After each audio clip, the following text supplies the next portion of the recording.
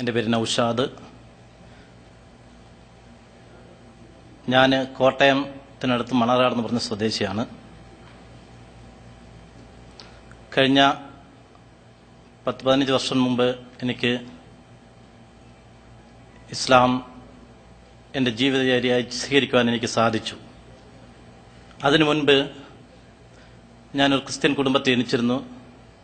എൻ്റെ മാതാപിതാക്കളൊക്കെ യാക്കോബായ വിശ്വാസികളായിരുന്നുവെങ്കിലും പിന്നീട് അവർ പ്രൊട്ടസ്റ്റന്റ് ഭാഗത്തിലേക്ക് മാറുകയും അങ്ങനെ ഞങ്ങൾ എൻ്റെ കുടുംബം ബ്രദറൻ, അതായത് വേർപാട് സഭയിൽ അംഗങ്ങളാവുകയും ചെയ്തു.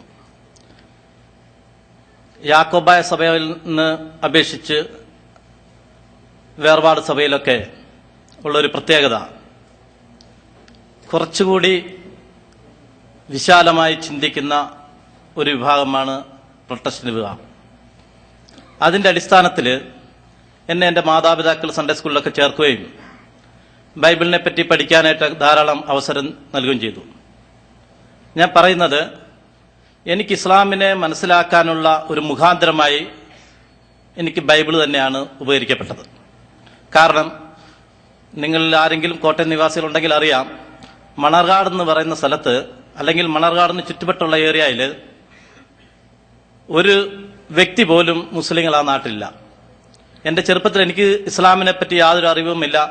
മുസ്ലിങ്ങളെന്ന് പറഞ്ഞാൽ കുറേ അന്ധവിശ്വാസികളും പ്രത്യേകിച്ച് ഞങ്ങളുടെ നാടിൻ്റെ ഭാഷ അനുസരിച്ച് കൂടോത്രം ചെയ്യുന്ന ആൾക്കാരാണെന്നാണ് ഞാൻ മറ്റൊക്കെ മനസ്സിലാക്കി വെച്ചിരുന്നത്. അതിൻ്റെ അടിസ്ഥാനത്തിൽ എനിക്ക് മുസ്ലിങ്ങളോടോ അല്ലെങ്കിൽ ഇസ്ലാം മതത്തോടോ ഒരു ബന്ധവുമില്ല. മാത്രമല്ല, ഉള്ളത് തന്നെ ഒരു വെറുക്കപ്പെട്ട ഒരവസ്ഥയായിരുന്നു. അതിന്നും ഞാൻ എൻ്റെ നാട്ടിൽ അനുഭവിക്കുന്നുണ്ട്. അങ്ങനെ ഞാൻ ബൈബിള് വളരെ വ്യക്തമായി പഠിക്കുകയും ഇങ്ങനെ പഠിച്ചു വരുന്നപ്പോൾ ബൈബിളിനെ പറ്റി കൂടുതൽ പഠിക്കുമ്പോൾ എനിക്ക് ബൈബിളിൽ തന്നെ പല വിഷയങ്ങളിൽ ഒരുപാട് പൊരുത്തമില്ലായ്ക അതിൻ്റെ അകത്ത് അനുഭവപ്പെടുകയും ചെയ്തു. കാരണം ഒരു വാക്ക് ഞാൻ സൂചിപ്പിക്കട്ടെ. ന്യായപ്രമാണങ്ങളിൽ പറയപ്പെടുന്ന വിഷയത്തിൽ ഒരു വാക്യമുണ്ട്, യഹോവ അരുളി ചെയ്യുന്നത്, ഞാനല്ലാതെ മറ്റൊരു ദൈവം നിങ്ങൾക്ക് ഉണ്ടാകരുത്.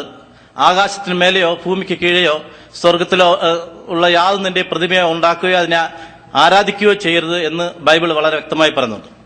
അപ്പൊ ഈ ഞാനല്ലാതെ മറ്റൊരു ദൈവം നിങ്ങൾക്കുണ്ടാകരുത് എന്നുള്ളൊരു വാക്യം ഞാൻ വായിച്ചപ്പോൾ എനിക്ക് മനസ്സിലാക്കി, യേശു ക്രിസ്തു ഒരു ദൈവം, യഹോവയായ ദൈവം ഒന്ന്. പക്ഷേ നമ്മൾ എന്തെങ്കിലും വിഷയത്തിൽ അതിനെപ്പറ്റി ഉപദേശിമാരോടോ പാസ്റ്റർമാരോടോ ചോദിക്കുമ്പോൾ അവർ പറയും, അത് 1:1 അല്ലേ, അപ്പൊ പിതാവും പുത്രനും പരിശുദ്ധാത്മാവും ഒക്കെ ഒന്ന് തന്നെയാണ്. ഇങ്ങനെയുള്ള ചില ഒരു മുട്ടായുക്തി ന്യായം പറഞ്ഞുകൊണ്ട് നമ്മളുടെ ചോദ്യങ്ങൾക്ക് അവർ മറുപടി തന്നെ. അങ്ങനെ ഞാൻ ബൈബിളിനെ വളരെ വ്യക്തമായി പഠിക്കുകയും അങ്ങനെ എനിക്ക് പല വിഷയങ്ങളിലും അതുമായിട്ട് യോജിക്കാതെ വരികയും ചെയ്തു. എങ്കിൽ തന്നെ എൻ്റെ മാതാപിതാക്കളുടെ നിർബന്ധപ്രകാരം എൻ്റെ കുടുംബത്തിൽ അധികവും പാസ്റ്റർമാരും ഉപദേശിമാരുമാണ്.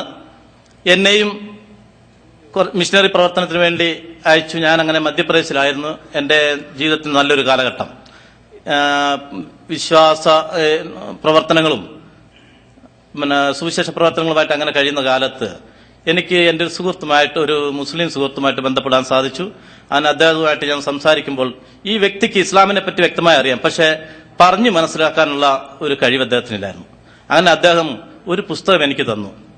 ആ പുസ്തകം ഞാൻ കൊണ്ടുപോയി വായിച്ചു നോക്കിയപ്പോഴത്തേക്ക് ഞാൻ പഠിച്ചതുമല്ല, ഞാൻ കേട്ടറിഞ്ഞതല്ല ഇസ്ലാമിന്റെ വിശ്വാസം എന്ന് എനിക്ക് മനസ്സിലാക്കാൻ സാധിച്ചു. അങ്ങനെ ഞാൻ ഇസ്ലാമത്തെ പറ്റി കൂടുതൽ പഠിക്കുകയും ഏതാണ്ട് 1-2 വർഷം എൻ്റെ ജോലിയോടനുബന്ധിച്ചുള്ള സമയങ്ങളിൽ പഠനത്തിന് ശേഷം എനിക്ക് ഇസ്ലാം മതം സ്വീകരിക്കുവാനായിട്ടുള്ള ആഗ്രഹം ഉണ്ടാകുകയും അങ്ങനെ അതിനെന്ത് ചെയ്യണം എന്നതിനെ പറ്റി എനിക്കൊരു മാർഗ്ഗമില്ല. അന്ന് ഞാൻ ഈ മധ്യപ്രദേശിലൊക്കെ താമസിക്കുന്ന സമയത്ത് അവിടെ ഈ നിച്ച് ഓഫ് ട്രൂത്ത് ഒന്നുമില്ല. കുറെ അങ്ങനെ ഒരു ഭാഗത്തുണ്ട് എന്നുള്ളതല്ലാതെ അവർക്ക് യാതൊരു പ്രവർത്തനങ്ങളില്ല. അപ്പൊ എനിക്കറിയില്ല ഞാൻ എങ്ങനെയാണ് ഇത് മുസ്ലിം ആകണം. അപ്പൊ അങ്ങനെ ഒരു മലയാളിയെ കണ്ടുമുട്ടി അദ്ദേഹം പറഞ്ഞു, പൊന്നാനിയാണ് മുസ്ലിങ്ങളാകുന്ന ഒരു ഏരിയ. അങ്ങനെ ഞാൻ പൊന്നാനിയിൽ വന്ന് ഇസ്ലാം മതം സ്വീകരിക്കാനായിട്ട് എനിക്ക് ആഗ്രഹം ഉണ്ടെന്ന് പറഞ്ഞ മൂപ്പര് പറഞ്ഞ് കുപ്പായെല്ലാം ഊരിയിട്ട് വരിക, കുളിച്ചിട്ട് വരിക, ഷഹാദത്ത് കലിമ തന്നു. ഞാൻ മുസ്ലിമായി. പിന്നെയാണ് ഞാൻ ഇസ്ലാമിനെ പറ്റി പഠിക്കാനായിട്ട് അവിടെ കുറച്ച് ദിവസം പഠിക്കുന്നത്. കുറെ 32 പാഠങ്ങളുണ്ട്. ആ പാഠങ്ങളൊക്കെ പഠിച്ചിട്ട് കൂടുതൽ എനിക്ക് അതിനെപ്പറ്റി പഠിക്കാൻ പറ്റില്ല. ഈ ചെറിയ ചെറിയ ആയത്തുകളും നമസ്കാരത്തിൽ ചൊല്ലേണ്ട വിഷയങ്ങളൊക്കെ പഠിച്ച് അങ്ങനെ ഞാൻ പഠനത്തിന് ശേഷം കുളിച്ചിട്ട് പള്ളിയിൽ പോവാം. പള്ളിയിൽ പോയി എൻ്റെ ഒരു അനുഭവം ഞാൻ പറയാണ്, ഇത് വളരെ ദയനീയമായൊരു അനുഭവം. അങ്ങനെ പള്ളിയിൽ ചെന്ന്, പൊന്നാനി വലിയ പള്ളിയിൽ, ആ പള്ളിയിൽ ചെന്ന് കുറെ താലിമങ്ങൾ വന്ന് ഞങ്ങളെ കൂട്ടിക്കൊണ്ടുപോയി പള്ളിയെല്ലാം കാണിച്ചു തരാൻ. അങ്ങനെ മേലത്തെ ഒരു റൂമിൻ്റെ അവിടെ കൊണ്ടുവന്നിട്ട് കാണിച്ചെന്ന്, ഇവിടെ ജിന്നുകൾ നമസ്കരിക്കുന്ന സ്ഥലമാണ്. അങ്ങനെ ഈ ഭാഗത്ത് ഒരു സ്ഥലമുണ്ട്, ഇവിടെയാണ് പണ്ടൊരു ആശാരി ഇത് പണിതിപ്പം മേലെ കയറിയിട്ട് പടിഞ്ഞാറേക്ക് നോക്കിയപ്പം അവിടെ മുട്ട പോലെ എന്തോ കണ്ടു. അങ്ങനെ തങ്ങളോട് ചോദിച്ചു, ഞങ്ങളെ അവിടെ മുട്ട പോലെ എന്തോ കാണുന്നുണ്ട്, അത് എന്താന്ന് ചോദിച്ചു. അപ്പം അത് മക്കമാണെന്ന് പറഞ്ഞു. ഉടനെ അദ്ദേഹം താഴെ വീണു, അവിടെ വീണു മരിച്ചു. അങ്ങനെ അദ്ദേഹത്തിന്റെ സുന്നത്ത് ചെയ്ത് അവിടെ തന്നെ മറവ് ചെയ്തെന്നൊക്കെ എന്നോട് കഥ പറഞ്ഞു. അപ്പൊ അവിടെ ഒരു കുറച്ച് കറുത്ത് കിടക്കുന്ന ഒരു ഭാഗമുണ്ട്. ഞാൻ ചോദിച്ചത് ഇതെവിടെ എല്ലാവരും സുജൂതി ചെയ്യുന്നതാണ്, ഇവിടെ അദ്ദേഹം വീണ് മരിച്ചെന്ന് പറഞ്ഞു. എന്താ എല്ലാവരും ഈ പുതിയ മുസ്ലിങ്ങളല്ലേ നന്നായിട്ട് വെച്ച് ചാമ്പും, അങ്ങനെ അവിടെ ആ ഭാഗത്ത് കറുത്ത് പോയി. അങ്ങനെ ആ കറുത്ത ഭാഗം എനിക്ക് സത്യത്തില് പഠിച്ചവനെ, ഞാൻ ഒരു വേർപാട് വിശ്വാസി, ഒരു ബ്രദർ വിശ്വാസിയായിരുന്ന ആളാണ്. അക്ബർ സാഹിബിനൊക്കെ അറിയാം, ബ്രദറുകാരുടെ വിശ്വാസവും മറ്റു ക്രിസ്ത്യ സഭകളുടെ വിശ്വാസവും. അപ്പൊ എനിക്ക് അതിൽ നിന്ന് ഒരു വലിയ, ഞാൻ വിശ്വസിച്ചെന്ന് മറ്റു വലിയൊരു ശിർക്കിലേക്കാണല്ലോ ഞാൻ വന്നതെന്ന് പറ്റും. ഞാൻ തിരിച്ച് ഞാൻ പഠിച്ചവനെ ഇത് എന്താ ചെയ്യേണ്ടതെന്ന് എനിക്ക് ബോധം കിട്ടിയില്ല. ഞാൻ അങ്ങനെ വീണ്ടും മധ്യപ്രദേശിലേക്ക് പോയിട്ട് അങ്ങനെ പല വ്യക്തികളുമായിട്ട് എനിക്ക് വീണ്ടും ബന്ധപ്പെടാനൊക്കെ സാധിച്ചു. അതിനിടയ്ക്ക് എനിക്ക് ഒരുപാട് അനുഭവങ്ങൾ ഉണ്ടായിട്ടുണ്ട്. അനുഭവങ്ങളൊക്കെ പങ്കുവെക്കാൻ എനിക്കിപ്പോൾ സമയമില്ല. അങ്ങനെ ഞാൻ എന്താ ചെയ്യേണ്ടതെന്ന് ഇങ്ങനെ ആലോചിച്ച് വളരെ സത്യത്തിൽ അതിൽ നിന്ന് വിട്ടു പോരുകയും ചെയ്തു. എവിടെയല്ലാത്തൊരു കോലത്തിലായി.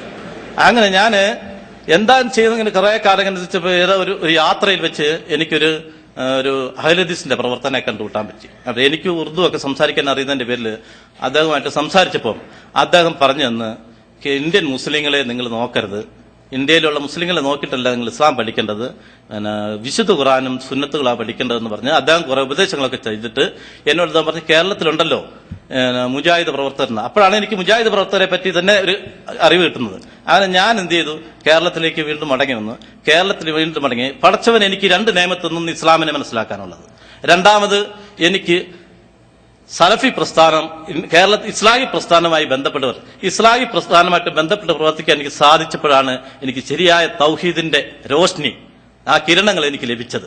അങ്ങനെ അന്ന് മുതൽ ഇന്ന് വരെ ഞാൻ ഈ തൗഹീദ് പ്രസ്ഥാനവുമായി ബന്ധപ്പെട്ട്, സലഫി പ്രസ്ഥാനമായിട്ട് ബന്ധപ്പെട്ട് എന്റെ ജീവിതത്തിലും എന്റെ കുടുംബത്തിലും എനിക്ക് വളരെയധികം മാറ്റങ്ങൾ ഉണ്ടാക്കാൻ സാധിച്ചിട്ടുണ്ട്. അൽഹംദുലില്ലാഹ്, ഞാൻ എപ്പോഴും പടച്ചവന് ശുക്ർ ചെയ്യുന്നു. എനിക്ക് ഇസ്ലാം ലഭിച്ചതിലും അതുപോലെ തന്നെ എനിക്ക് തൗഹീദ് പ്രസ്ഥാനം, മുജാഹിദ് പ്രസ്ഥാനവുമായി ബന്ധപ്പെട്ട് പ്രവർത്തിക്കാൻ സാധിച്ചു. എനിക്ക് അറിയാം, എന്റെ നാട്ടില് പല, ഞാൻ കോട്ടയത്ത് ദീർഘിക്കുന്നത് ക്ഷമിക്കണം, കോട്ടയത്ത് ധാരാളം മുസ്ലിങ്ങളുണ്ട്, പേരുകൊണ്ട് മാത്രം മുസ്ലിങ്ങളുണ്ടായിട്ടുള്ളത്. മുസ്ലിങ്ങളെ പറ്റി അമുസ്ലിങ്ങളിടയിൽ മോശമായ ഒരു ചിന്താഗതി വരുത്താനായിട്ട് ആ നാട്ടിലെ ജനങ്ങളുടെ അവസ്ഥകൾ കാരണമാണ്. അവിടെ പിന്നെയും കുറച്ചുകൂടെ നല്ല ജീവിതം ഈ പറഞ്ഞ പ്രൊട്ടസ്റ്റന്റ് വിഭാഗക്കാരായിട്ട് ജീവിക്കുന്നുണ്ട്. കാരണം എന്താന്ന് ചോദിച്ചാൽ, ആ ഭാഗത്തുള്ള മുസ്ലിങ്ങൾക്ക് ഇസ്ലാമിനെ പറ്റി യാതൊരു അറിവുമില്ല, വെറും നാമധാരി മുസ്ലിങ്ങളായതുകൊണ്ടാണ്. അതുകൊണ്ട് ആ മേഖലയിലേക്ക് ഇപ്പൊ അൽഹംദുലില്ലാഹ് കുറെ പ്രവർത്തനങ്ങളൊക്കെ ഉഷാറായതിന്റെ പേരിൽ കുറച്ചൊക്കെ തൗഹീദിന്റെ പ്രവർത്തനങ്ങളൊക്കെ നടക്കുന്നുണ്ട്. അതുപോലെ തന്നെ പ്രവർത്തനങ്ങൾ നടക്കുന്നുണ്ട്. എനിക്ക് എന്റെ സഹോദരങ്ങളോടും പ്രത്യേകിച്ച് നിച്ചിന്റെ പ്രവർത്തകരോടും പറയാനുള്ളത്, ആ മേഖലകളിൽ ഞാനിപ്പോ അടുത്ത് എനിക്കൊരു അനുഭവം ഉണ്ടായത്, ഈ വളരെ കാലങ്ങൾക്ക് ശേഷം എന്റെ നാട്ടിലേക്ക് പോകാനായിട്ട് ചെന്നപ്പോൾ എന്റെ കൂടെ പഠിച്ച ധാരാളം ചെറുപ്പക്കാര് വെറുതെ ഇങ്ങനെ അങ്ങോട്ടും ഇങ്ങോട്ടൊക്കെ നടന്ന് പൊളിറ്റിക്സിലൊക്കെ ആയിട്ട് നടന്ന ആൾക്കാരൊക്കെ ഇന്ന് ഞാൻ ചെന്നപ്പോൾ അവർക്കൊക്കെ നല്ല തടിയൊക്കെ വെച്ചിട്ട് മീശയൊക്കെ ക്ലീൻ ഷേവ് ചെയ്തിട്ട് കാണുന്നു. ഞാൻ അവരോട് ചോദിച്ചു, എന്താ നിങ്ങളിപ്പോ എന്താ പരിപാടി? ഞാൻ ഇന്നടുത്ത് സെൻട്രൽ പാസ്റ്ററാണ്, ഞാൻ ഇന്നടുത്ത് ഉപദേശിച്ചാണ്. അങ്ങനെ ആ നാട്ടിലുള്ള ചെറുപ്പക്കാർ മൊത്തം ഇപ്പോൾ പെന്തിക്കോസ് പ്രസ്ഥാനത്തിലേക്ക് മാറി അവരിൽ ഉപദേശിയും കാര്യങ്ങളൊക്കെ ആയി മാറി. അപ്പൊ ഞാൻ ചോദിച്ചു, പടച്ചവനെ, ഇവർക്കൊന്നും ശരിയായ ഒരു മാർഗദർശനം നൽകാനായിട്ട് അല്ലെങ്കിൽ ഇസ്ലാമിക സന്ദേശം പ്രചരിപ്പിക്കാനായിട്ട് എനിക്ക് സാധിക്കാതെ വന്നല്ലോ എന്റെ സുഹൃത്തുക്കളായിട്ടുള്ള ആർക്കുണ്ട്. കാരണം എന്നെ വളരെ അപൂർവമായിട്ടേ ഞാൻ നാട്ടിലെത്താറുള്ളൂ. അങ്ങനെ ഞാൻ വളരെ വിഷമിക്കുന്നുണ്ട് ആ വിഷയത്തിൽ. എനിക്ക് എന്റെ നാട്ടിലും എന്റെ സഹോദരങ്ങളുടെ ഇടയിലും ഒക്കെ ഇസ്ലാമിനെ പ്രചരിപ്പിക്കാനായിട്ട് വളരെ ആഗ്രഹമുണ്ട്. കഴിയുന്ന രീതിയിൽ ഞാൻ കത്തുകളിലൂടെയും മറ്റൊക്കെ പ്രവർത്തിക്കുന്നുണ്ട്. പിന്നെ അൽഹംദുലില്ലാഹ് എനിക്ക് 4 കുട്ടികളാണ്. മൂത്തതൊരു മകനും ബാക്കി 3 പെൺകുട്ടികളുമാണ്. കുടുംബം വളരെ, ഞാനൊരു തൗഹീദ് മഹലിലാണ് ജീവിക്കുന്നത്. അതുകൊണ്ട് തന്നെ എന്റെ മക്കളും എന്റെ കുടുംബവുമൊക്കെ വളരെ ഇസ്ലാമികമായിട്ട് ഉള്ള ഒരു അറ്റ്മോസ്ഫിയറിലാണ് ജീവിക്കുന്നത്. എനിക്ക് പഠിച്ചു തന്ന വളരെ നിയമത്തുകളാണ്. എനിക്ക് അള്ളാഹു സുബ്ഹാനഹു വ തആല ഞാൻ ഇസ്ലാം മതം സ്വീകരിച്ചതിന് ശേഷം തന്നിട്ടുള്ള നിയമത്തുകൾ എനിക്ക് എണ്ണി പറയാൻ പോലും പറ്റുന്നില്ല. അതുപോലെ ഞാൻ ഇന്ന് അതിന്റെ സന്തോഷവും മാധുര്യവും അനുഭവിക്കുന്നുണ്ട്. എല്ലാ ജനങ്ങൾക്കും ഈ മാധുര്യവും സന്തോഷവും എത്തിക്കുവാനായിട്ട് നമുക്ക് എല്ലാവർക്കും ചേർന്ന് ഇസ്ലാമിക സന്ദേശം എല്ലാ സമൂഹത്തിലേക്കും എല്ലാ ജനങ്ങളിലേക്കും പ്രചരിപ്പിക്കാൻ നമുക്ക് സാധിക്കാൻ ശ്രമിക്കുക. എന്റെയും എന്റെ കുടുംബത്തിന്റെയും വിശ്വാസ ജീവിതത്തിലും എല്ലാം ഞാൻ വിജയിക്കുവാൻ വേണ്ടി എന്റെ സഹോദരങ്ങളെല്ലാവരും എനിക്കും എന്റെ കുടുംബത്തിനും വേണ്ടി പ്രാർത്ഥിക്കണമെന്നും അഭ്യർത്ഥിച്ചുകൊണ്ടും ഞാൻ എന്റെ വാക്കുകളും ഉപസംഹരിക്കുന്നു. ആഖിറു ദഅവാന അൽഹംദുലില്ലാഹി റബ്ബിൽ ആലമീൻ. അസ്സലാമു അലൈക്കും.